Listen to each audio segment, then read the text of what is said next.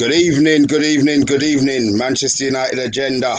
Peep and Peepettes, welcome to the preview show for the Derby versus Manchester United.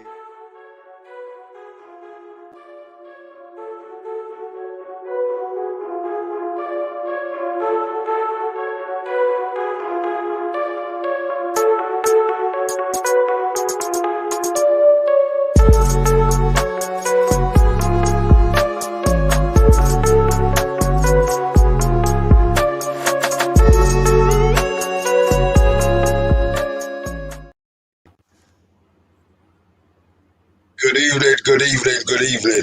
Me, your host for the day, Mr. B, along with my partner in crime today, Big Phil. We're going to be here running through a few things about the Derby game today. Big Phil, your assessment of an overall assessment of the game before we dig into details. Yeah, it's only preseason, right? It's great to have a win, 2-1 to Man United. There are a couple of changes that needed to be made, but at the end of the day, these are things that are addressed during preseason. What I see from a preseason game is that you get everyone to stretch their legs and to express themselves, right? It's the very, very first preseason that I think United have had in about, I think, 2 seasons, because I think before last season, we didn't have a preseason, right? We just had maybe like a vacation and we just went straight into the 2020-2021 season, right? So it's our first preseason we had in about two seasons now. And it's good to see that some of the youngsters are getting a run out, right? It's also good to see that some of our loanees were getting a run out as well too, right? Great to see Man United's all-time goal scorer Wayne Rooney not in a Man United jersey, but in a managerial role for Derby County, right? First half definitely was Derby's. It was a bit slow for us starting, but we did manage to score a goal through Thais Chong, who one of the Derby defenders made a mistake. Was fumbling about the ball a little bit, and then he was able to slot it home afterwards. And I think when the second half came on, one thing that really impressed me was that other than, and you can correct me, Mr. B, other than Nemanja Matic, Tellez, and Lee Grant, everybody that was in the outfield were all players who were from the Man United Academy. I don't know if you realize that. Yeah, we had 9. Yeah, we had a few academy players playing. We always, as Man United fans, we always talk about our youth system.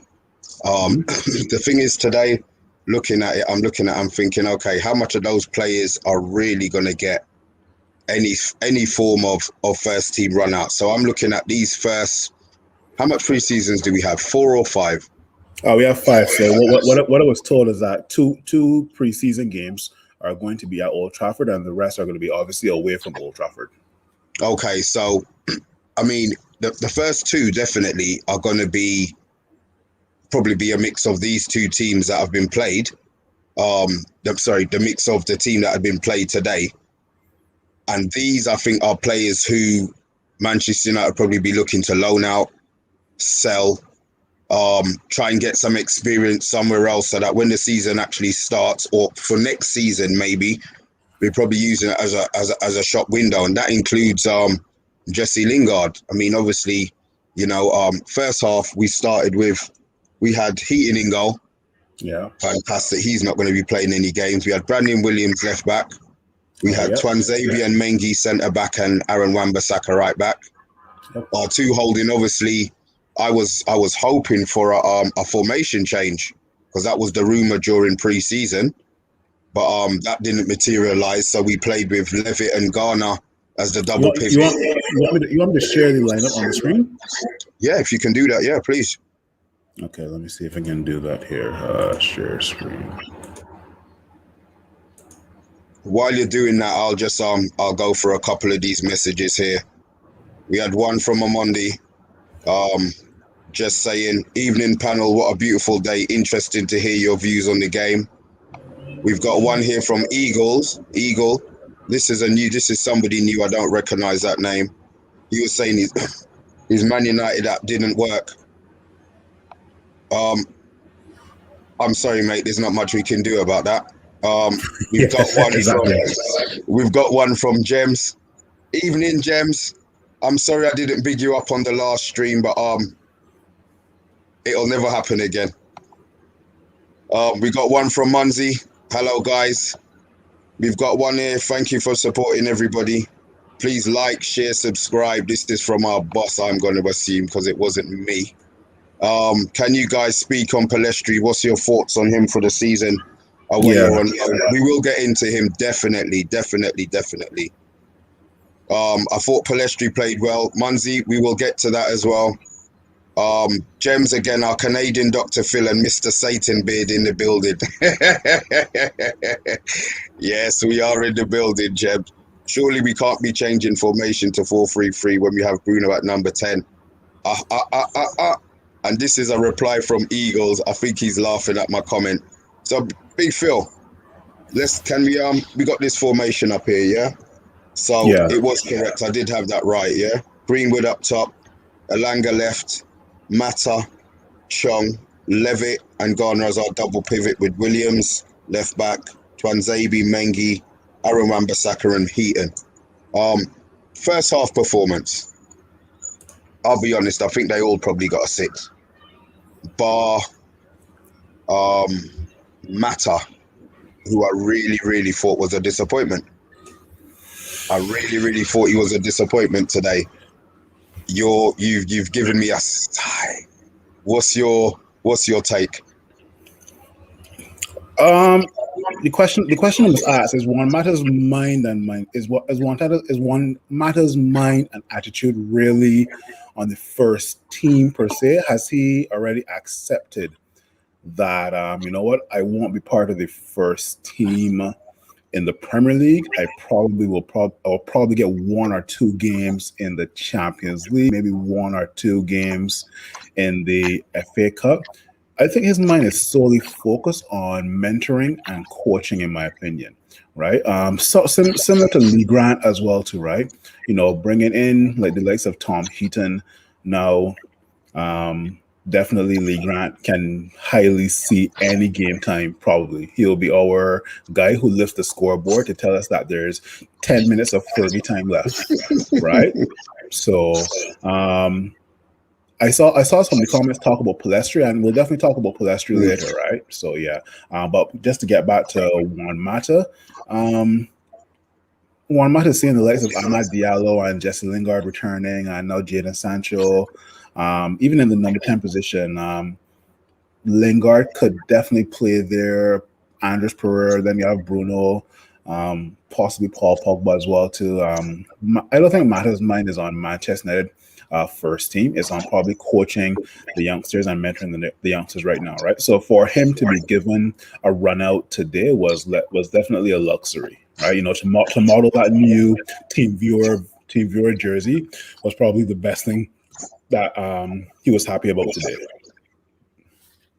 Okay, so do you have any scores other than the ones that I said? Is there anybody else you want to highlight from the first half? Because really, as I said, I was expecting a formation change. I understand why he probably didn't change it, because at the end of the day, we confidence-wise, for those players, we need a win. My surprise really was that Chong played any form of the game when he leaves to go on to Birmingham on loan tomorrow. You know, that could have been, I mean, obviously it's good for him showcasing his ability for Birmingham, but on another note, he could have got injured and not played. I mean, it's worked out well, but what do you think on Chong and his progress maybe for the rest of the season playing with Birmingham?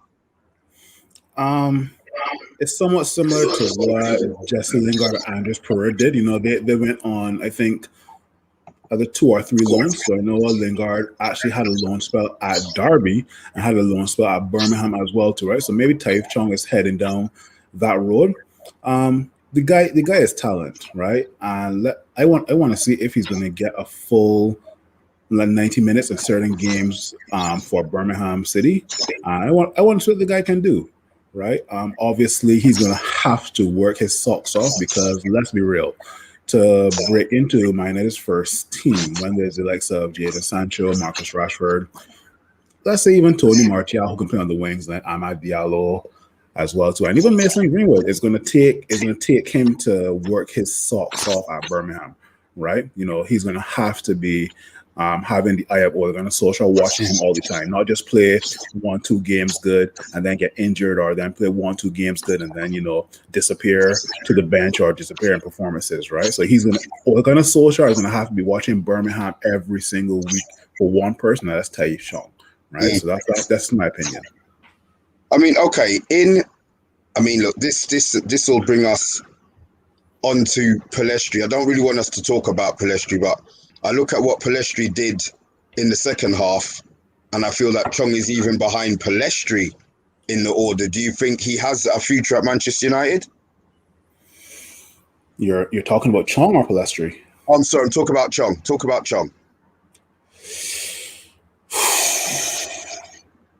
It's hard to tell right now because I myself didn't think that Jesse Lingard had a future at Manchester United. For some reason, he's still snuck back into the first team. I don't know if that's because he's he's English and he's like a youth product. Does Chong have a future at United? Like I mentioned 2 minutes ago, man, he's gonna have to work his socks off at Birmingham City. He's gonna have to set that. He's gonna have to set the. Birmingham is in the EPL or they're in the Championship? They're in the. I think they just about survived in the Championship, didn't they? I think they might have just about survived in the Championship. The only way I can see Chong having a future at United is if Dan James has a stinker. Taif Chong does well for Birmingham City, and Taif Chong takes Dan James' place, and we sell Dan James. That's just my opinion. Okay. Second half. Well, we're going to come into the second half. Monzi's just answered Championship. Thank you, Monzi. Okay, perfect. Thanks, Monzi. We've got one from a Monday Juma as well saying he doesn't think Chong's ready. Second half, multiple changes. He only kept on Mengi and Twanzebe. Twanzebe, yeah. Yeah, and he changed virtually everybody else. Yeah. So we've got second half, he had Grant in goal. He went for Galbraith, right good back, youth player. Yeah, right back. But he's been playing centre back and midfield. Central mid. Yeah, central mid as well. Young Irish player.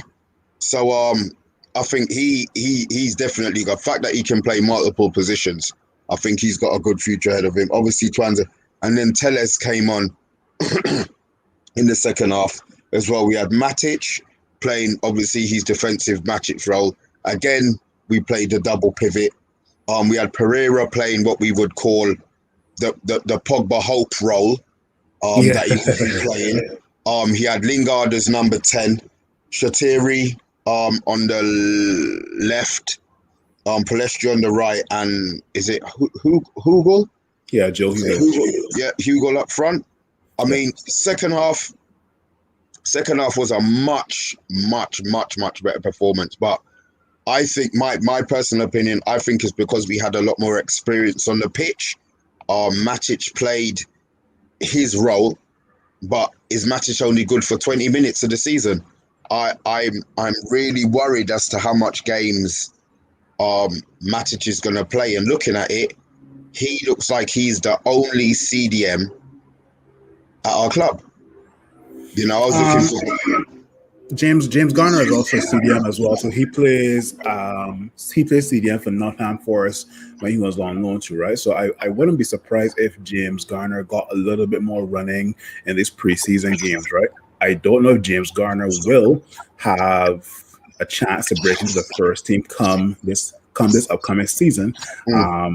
it's a good and a bad thing, because if we do sign a specialist defensive midfielder, then there's limiting playing time for James Garner. But if we don't, then maybe James Garner can get a shout in that defensive midfield position, right? I Really? don't know. You, I Yeah, mean, but okay. like you said, Mr. B, Matic will be getting 20 minutes a game if that's more than enough, right? Because at the end of the day, in my opinion, a manager's bringing on Matic to, I guess, see out the game and be a bit more composed, right? But just to allude to what you said 2 minutes ago with regards to the second half, we playing better. I also think it's down to three-quarters of the youngsters on that second half team have played together as well too, right? They know each other from the youth academy, right? So you can mention Joe Hugo, Shortire, Galbraith. Those guys know each other from the youth academy, right? Okay, I've got one from just a little message here from Gems. You can't really criticize Ollie tactics for this game. He seems to be using it to give everybody a run out. I I, agree, but I agree totally. But from what, okay, I'm not privy to what goes on inside Manchester United per se, but I do. A lot of people have been saying, the rumor mill. All right, it might be all bullshit that we were looking to play for a 4-3-3. So I would have assumed that would be a formation that he maybe would have tried to have put out today, even in the second half. Then if we didn't do it in the first half because he didn't trust Garner and Levitt, second half, he could have played it. I mean, there was a message here from a Monday. I'm just gonna try and find it. Here we go. This one here. Surely we can't be changing formation to a 4-3-3 when we have Bruno as a number 10. Can Bruno? I mean, look, some of the games we've been playing, Bruno hasn't been getting the ball in the number 10 position. Bruno, I feel, can be a box-to-box quite easily. He's got the legs. If you look at his tackling, he tackles more than McTominay and Fred. And they're time tackles. They're not tackles that are giving away free kicks. Yeah, that's the word. Sorry, yeah. They're not rash. So he would still get his chances. He might get less chances, but that's not going to take away his actual creative ability. So my thing to Amonde is that Bruno, if we do change to 4-3-3, Bruno won't be playing the number 10 role, but he'll have those number 10 duties. If you get where I'm coming from, right? So if I had to use my two fingers here, right, this could be possibly Bruno and Paul Pogba, and then below them could be our central defensive midfielder. Could be like a Fred or a James Garner or whoever. No, not Fred, not Fred. Thank you, James Garner or somebody else. Or somebody else, correct? Yeah. But I'm just giving like a description of what that 4-3-3 would look like. So obviously it'll be 4 in the back, and then above those 4 will be your defensive midfielder, and then your 2 holding midfielders would be your, let's say, Paul Pogba and Bruno Fernandes, where both players are actually creative, right? So if Ole Gunnar Solskjaer looks to implement that formation in one of these other preseason friendlies, I'm looking forward to see who he puts in the holding position in terms of right above the back 4, and then who will be in those 2 positions with regards to holding, right? So looking forward to see what Ole Gunnar Solskjaer does to that. I mean, James has made a point here, just saying that she sees my point. Why test the plays in a formation you don't intend to play? Not a good sign. I said again, I think to a certain extent she's right here, because if you're going to change formation, it's something that should be implemented maybe throughout the club. I understand it's the first game. I do understand it's a game that he didn't want to lose, but then is he going to wait for us to buy a CDM and then throw him in, as the season starts? The fact that we've got Jaden early means that he can come in and train with the players. If we get anybody else, we've still got 27 days for the season to start. Training 5 days a week, maybe, double sessions, maybe, I don't know what they do. tactics or whatever, the player with a little bit of sense can catch up. So, but what I'm not expecting is if we don't sign the CDM, we're going to be playing the 4-2-3-1 for a little while. So in my opinion, tactics can always change, right? But it's a philosophy that should be implemented throughout the entire club, right? Whether it's like a tiki taka or 1, 2, 3, 4 passing, and then let the wing backs move forward. It's philosophy that's implemented that flows down from the manager to the first team to the reserves to whoever's below them, right? So that like I said, tactics can always change. But let's see what Ole Gunnar Solskjaer looks to implement in these upcoming preseason games. I mean, look, we've got one here from the boss. He was expecting to see a 4-3-3. Again, I mean, we'll probably talk about that a little bit, further on in the season. But let me ask a question. Let me ask a question to the viewers in the comments, right? Obviously, please like and subscribe to the Man United Agenda. But let me ask a question to the viewers who are making comments, right? Was this first preseason game a chance to implement the 4-3-3, or was it just a first preseason game to shake off the rust and the cobwebs, and to also see youth players being given a chance in the first team, right?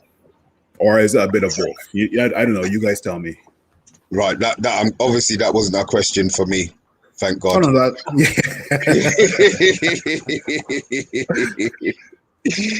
Oh, no, Amonde, Amonde's into his history. It was interesting to see Ravel Morrison out there. What a wasted talent. Hope he gets a slot at Derby and shines. I mean, look, for whatever reason, we're never gonna know the full extent of what was going on, but. Yeah, I think you're right there. So is his talent been wasted? He's still getting paid to play football. Just between me and you and me on Monday, it's 2 guys that I saw talent being wasted that I thought would have been Man United stars, and that's Ravel Morrison and Adnan Januzaj. Yeah. The Januzaj one was yeah. That was a heartbreak for me, boy. Really, you was that he was a moist player, man. I don't mind if he's gone. I'll be honest.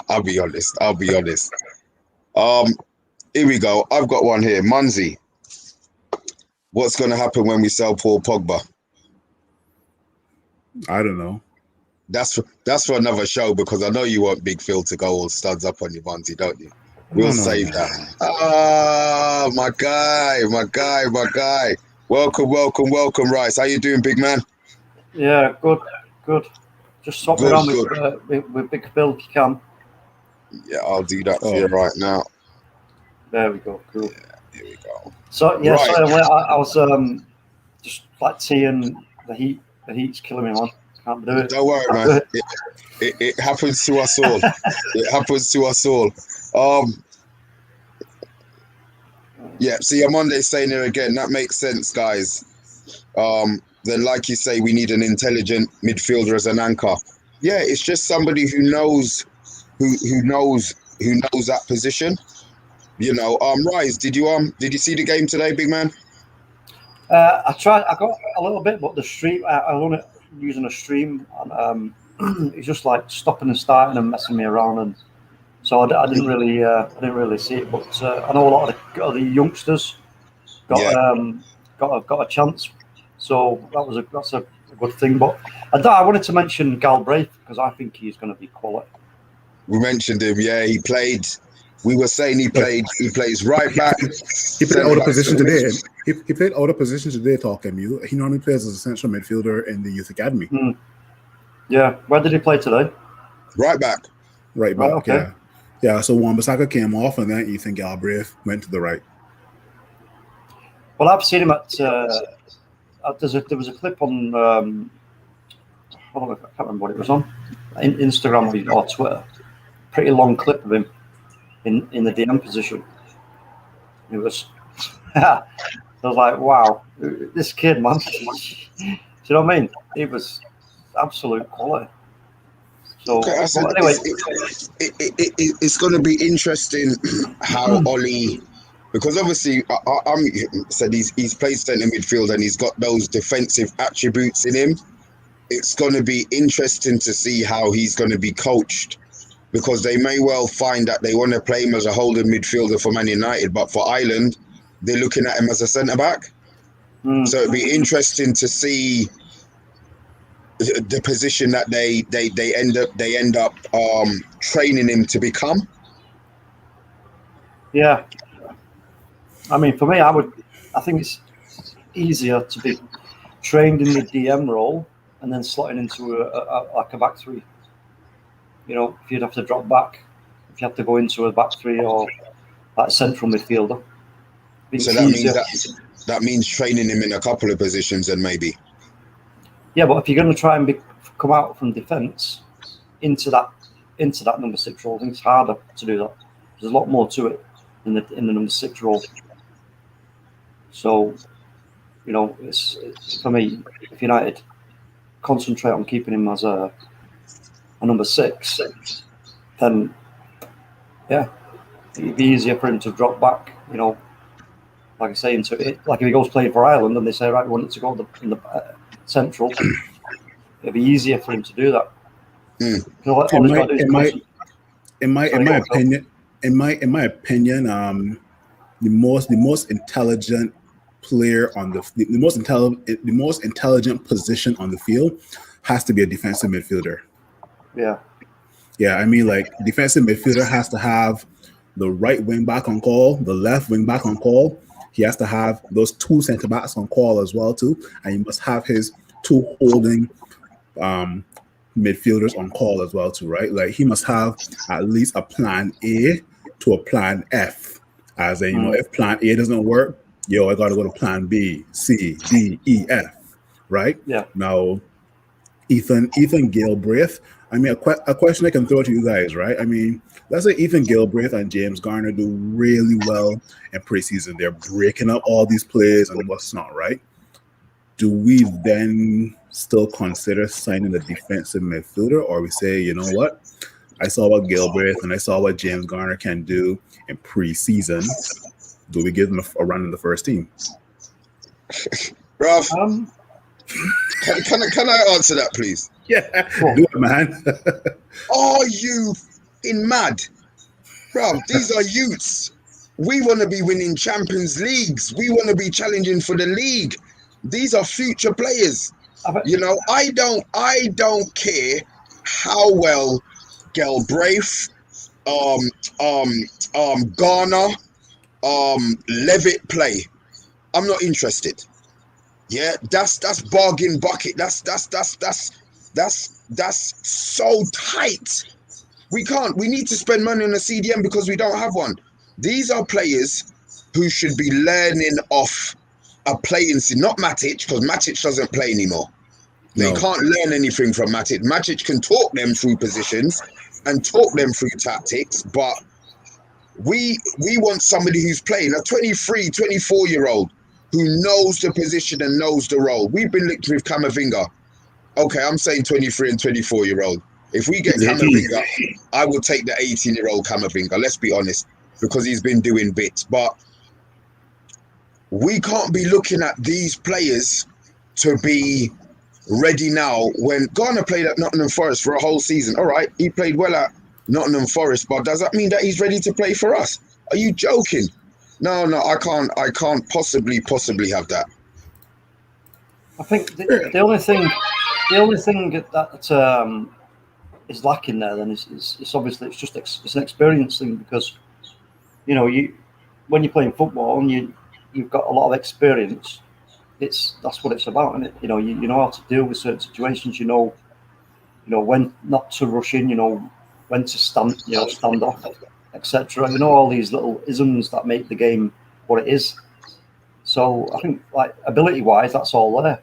We just need to get these kids the experience under their belts, so that, you know, they're not going in blind. Because, like you say, Mr. B, if you've got a number 6 there and he's, you know, gets faced with a certain situation and you can easily panic.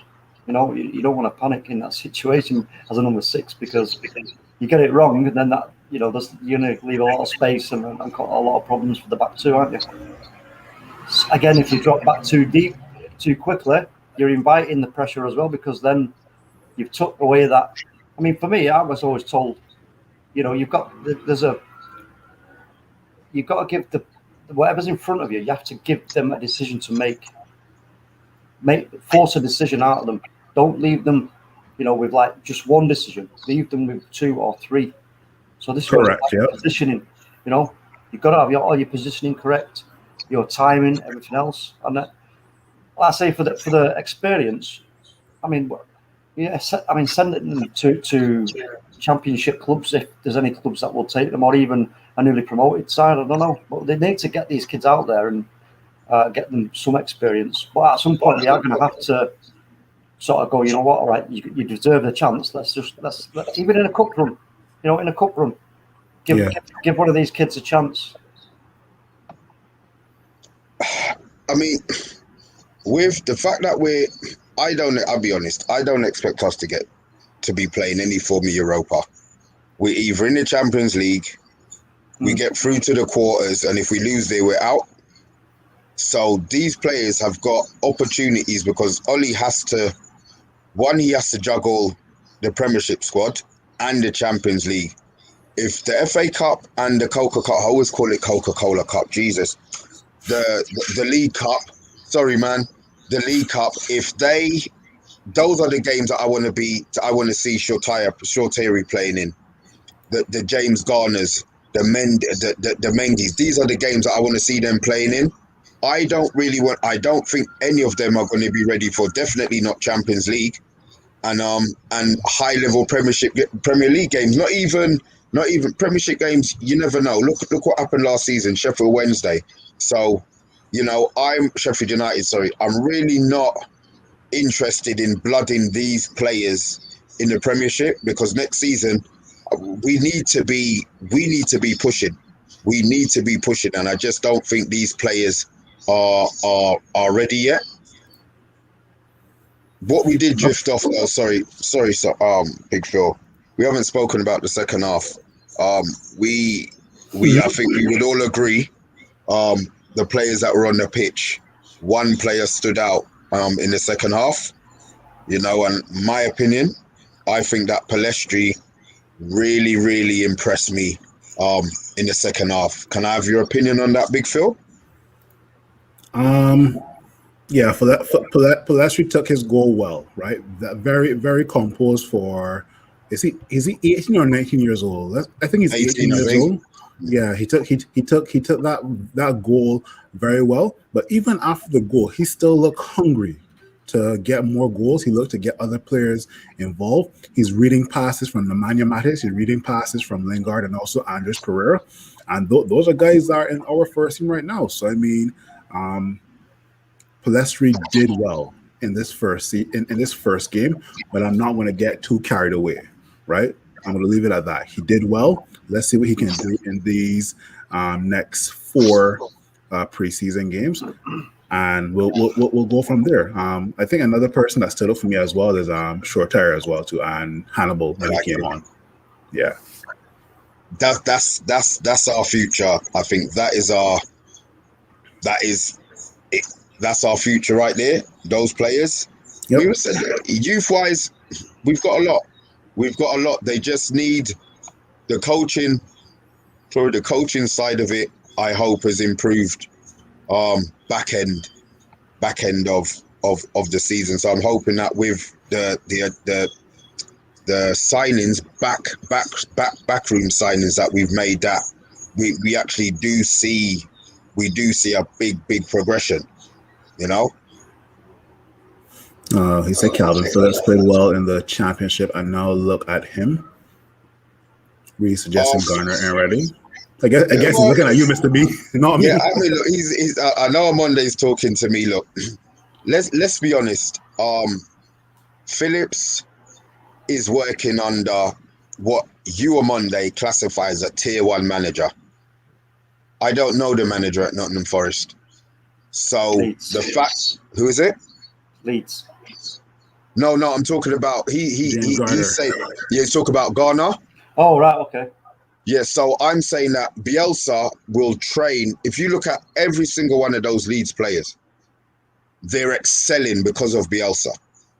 Nottingham Forest are just there.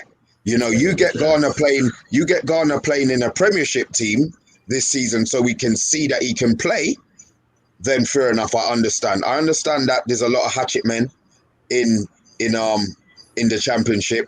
So Garner, the fact that he played means that he's out there looking after himself. He can look after himself, but I just don't think he's on a Calvin Phillips level yet. This one from Gems. Klopp uses cup games to get the kids out. Controversial amongst many fans, but how would you feel about this? I'm going to ask you two here. What's your thinking on this one? Well, I just said that. I just said, give these youngsters who are shining brighter than other youngsters in our youth cell. Get them, if Ollie's got his eyes on any of these youngsters, there has to be. You can't just leave them to keep excelling at a certain level. You have to give them, new experiences, new challenges. So for that would be right. Cup run, get them out in the cup games. Not all of them, obviously, but one or two. Give them an opportunity. Give them the chance to go out there and show the manager that, look, yeah, I've got what it takes here. So learn quickly, because this is what it's about. When you go from the youth academy into the first team, you have to learn quickly. You have to learn very quickly indeed. You have to learn from your mistakes in game.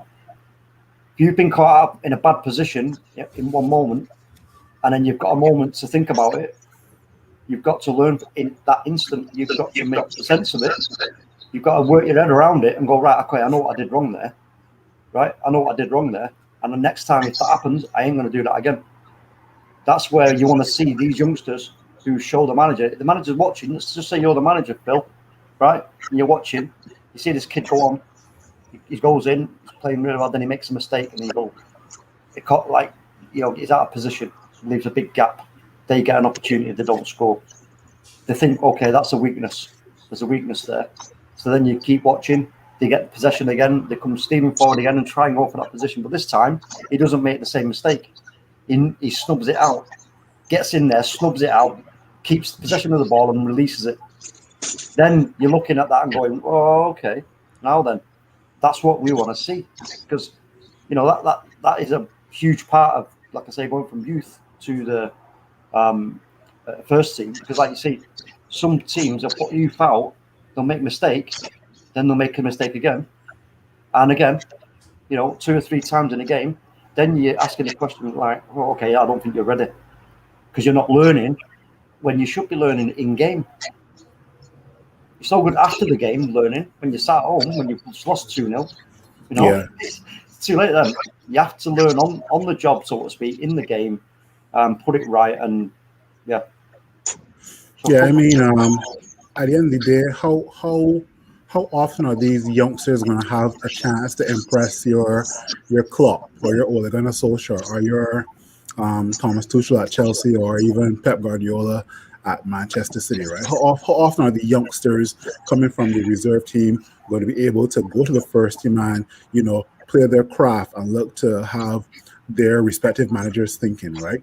And I have no problem with Ole Gunnar Solskjaer playing the youngsters in preseason. I don't, right? Because at the end of the day, they get to run. They get to have a run out in the first team to show what first team football is like. Obviously, it's not like at your Premiership level, but at least they can say, "Hey, I got a run in the first team," right? And what they learn from running in the first team, they can then transition back into the under-23 team, or even be a better under-23 player, which can have themselves knocking at the door in 2 or 3 months' time. Agreed. I mean, look, our next game is against. Do we have QPR on Saturday? QPR in the week? I think so, man. I haven't looked at the schedule in a while, man. But I know our next game is next week Saturday. Yeah. Right. So I think we've got QPR next week Saturday. I mean, what are we expecting as we're going to wrap up the show in a little while. What are we expecting from next week's game? Me personally, I'm expecting a lot of the same players to be playing. I'm expecting probably the same amount of substitutes to be made, just because a lot of those players who played in the Euros, Bruno must be back. Why wasn't Martial out there today? You know, is he saving these players for the bigger games? I mean, Martial didn't go anywhere. I know he was on holiday with Lingard, but he should be back. He wasn't involved in anything today. Surely the injury he had is cleared up enough by now for him. So there's a few players who I'm expecting maybe to be involved in Saturday's game. Opinions on that one, Rice? Yeah, I mean, you know, the ones who've been away, you know, doing the bit for their countries. Yeah, they need a rest. They're already, we know they're fit, you know. So yeah, just keep them rested. And it's like you say, this is the time now, pre-season, to, you know, be blooding the youngsters. And that's pretty straightforward, really. I mean, Ollie, no pressure for him to have to start any particular starting 11 that he may use in the first game against Leeds. He knows, you know, we all know what the team's going to be. Well, having said that, that is as if we get Varane, if this Varane deal goes through. And we're still waiting on the news about Sancho, aren't we, for it to be like proper confirmed by the club, are we? Yeah, we are. Big Phil, sorry, I cut you off there. No, that's cool. Ooh, lovely. This is what I like. I don't even see it read my mind. What we got? Date returns, yeah? I cannot see one word of that, Phil. Can you read those out for our viewers and our listeners? Yeah, for sure. So what I just shared with you guys is what's the return dates for some of our, I guess, first team players. So August 1st, Sancho, Maguire, and Shaw are supposed to return. Obviously, those guys were part of the England team that made the finals in the Euros. July 31st, Fred, he will also be returning. He was part of the Brazil team who were in the Copa America final. July 26th, Cavani, he also took part in the Copa America. July 19th, Pogba, Fernandes, Dalot, and James. They did take part in the Euros, but you know, France, Portugal, and Wales didn't get that far. July 20. I'm being realistic, right? July 27th will be David De Gea. I'm quite curious as to why he is returning very late, because he didn't do much. He didn't do anything in the Euros, right? Because it was all Unai Simon that was in the first team, right? 20th, Lindelof, similar to, you know, France and Portugal. Sweden didn't get far. McTominay, same thing as well. August 18th and 20th, Baye and Dalot are actually going to be participating for Ivory Coast in the Olympics. And also Marcus Rashford, long overdue surgery on his shoulder. He will not be expected to feature for United until October. So with regards to our next game, going by this here, McTominay, Pogba, Fernandes, Dalot, and James should be back. Okay. Should be back. Okay. So let's see. Okay, I'll take that. There's a comment that I'm not going to read out from James, but you can all see it. It's a comment about my eyesight. Thank you very much, James. Appreciate it, but I can see. Right. It's the wrap up. I'd like to thank Rise for turning up late, but still turning up. Thank you. I appreciate it, man. Get over that some stroke, you know. Big Phil, as always, man. Thank you very much. My pleasure, man. If you don't know, Big Phil's got a show. On on a Thursday. Just give us a little 2-minute rundown on what the viewers can expect from you on a Thursday, Big Phil. Yeah, it's something new that we're going to look to be bringing to the Man United agenda. It's called Dr. Phil Say So, and it's more about me having, I guess, a diagnosis and analysis on certain players, not only from Man United, but I'll start with Man United players first, and maybe what I expect from certain players, more in-depth analysis on them. And I'll be doing this every week throughout the season. And if possible, I'll even have some non-Man United players look to give me some of their analysis, and I'll give them a little prescription for them based on what their analysis on some of the players. So I'll just leave it there. Rise. Where can we find you, big man? Yeah, on Twitter, I talk MU, and all over YouTube, really. And we're there and everywhere, aren't I? That's fine. We're all here, there, and everywhere. We're all out here whoring ourselves, but it's all for a good cause. We're all Man United peeps, so let's keep whoring, yeah. Ladies, gentlemen, thank you. It's been a pleasure. Studs up tomorrow. Wednesday, we've got transfer show hosted by OS. Thursday, we've got the quiz show on the spot hosted by Amonde and Solo, plus Big Phil. Thursday's going to be a very, very busy day. Friday. Who's the contestant? Is it Matt? I think it's Matt. Yes, I think it's Matt. I'm gonna laugh. So I mean, Amonde, let's get it out there. Matt isn't as old as you. We've had a lot of feedback about the age of the questions that you've been asking. 1901. Anything from 1901 for Matt will be absolutely perfect, yeah? Ladies, gentlemen, thank you. It's been a pleasure. Signing out from the Man United agenda.